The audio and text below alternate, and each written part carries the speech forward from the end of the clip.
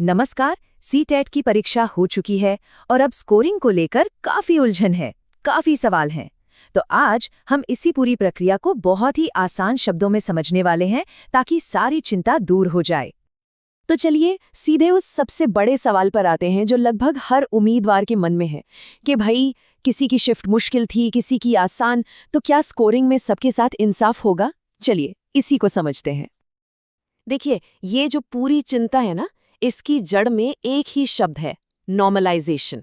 तो पहले ये जानना जरूरी है कि ये होता क्या है और क्या ये सीटेट में लागू होता भी है या नहीं। तो नॉर्मलाइजेशन आप समझिए एक स्टैटिस्टिकल तरीका है।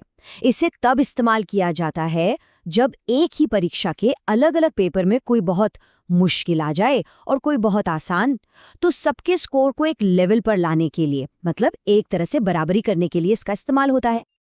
अब यहाँ पर सबसे जरूरी बात समझने वाली है। देखिए, सीटीईटी कोई प्रतियोगी परीक्षा नहीं है, मतलब ये नौकरियों के लिए एक दौड़ नहीं है। ये एक क्वालिफाइंग परीक्षा है जहां बस एक न्यूनतम स्कोर लाना होता है और इसीलिए दोनों के नियम बिल्कुल अलग होते हैं।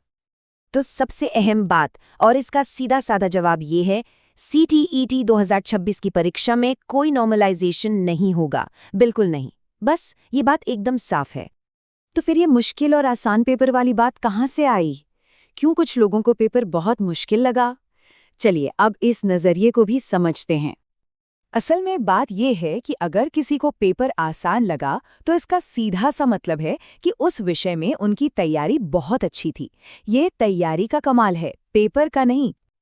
देखिए, सीटेट जब पेपर बनाता है तो उसे संतुलित रखने की पूरी कोशिश की जाती है। मतलब अगर एक सेक्शन, मान लीजिए इतिहास, थोड़ा मुश्किल डाल दिया, तो हो सकता है भूगोल वाला सेक्शन आसान कर दिया हो। एक ही टॉपिक में भी कुछ सवाल मुश्किल और कुछ एकदम आसान हो सकते हैं। इसीलिए दो अलग-अलग शिफ्ट की तुलना करना सही तरीका नहीं है। अच्छा, तो अगर नॉर्मलाइजेशन नहीं होगा तो क्या इसका मतलब है कि जो स्कोर आया है वो पत्थर की लकीर है? क्या उसमें कोई भी बदलाव नहीं हो सकता? हो सकता है। जवाब है हाँ, लेकिन उसका सिर्फ एक ही खास तरीका है। तो सवाल अब ये उठता है कि वो कौन सी खास वजह है, वो कौन सी परिस्थिति है जिसमें किसी के फाइनल मार्क्स बदल सकते हैं। ऐसा तब होता है जब कोई सवाल ही गलत पाया जाए या कह ले कि विवादित हो।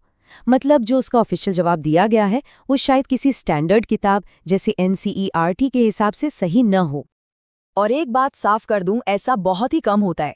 पूरे 150 सवालों में से मुश्किल से एक या दो सवालों के साथ ही ऐसा होने की संभावना होती है। बहुत ही रेयर केस है ये। तो चलिए अब ये देखते हैं कि अगर ऐसा कोई विवादित सवाल मिलता है तो उसे ठीक करने की ऑफिशियल प्रक्रिया क्या है। तो होता यह है कि पहले एक प्रोविजनल आंसर की आती है।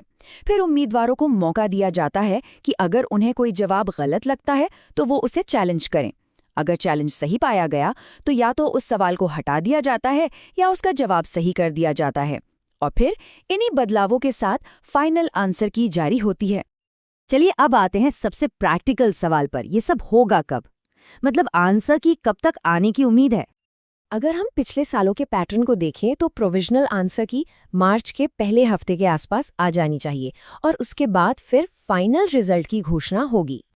तो अब तक हमने जो भी समझा, आइए उसके सबसे जरूरी पॉइंट्स को एक बार जल्दी से दोहरा लेते हैं ताकि कोई कंफ्यूजन न रहे। तो ये 4 बातें हैं जो याद रखनी है। पहली, नॉर्मलाइजेशन नहीं होगा।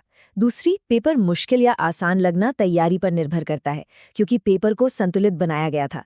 तीसरी, स्कोर सिर्फ तभी बदलेगा जब कोई सवाल विवादित हो, जो कि एक दो से ज्यादा नहीं होते। और चौथी, प्रोविजनल आंसर की मार्च की शुरुआत में आ जाएगी।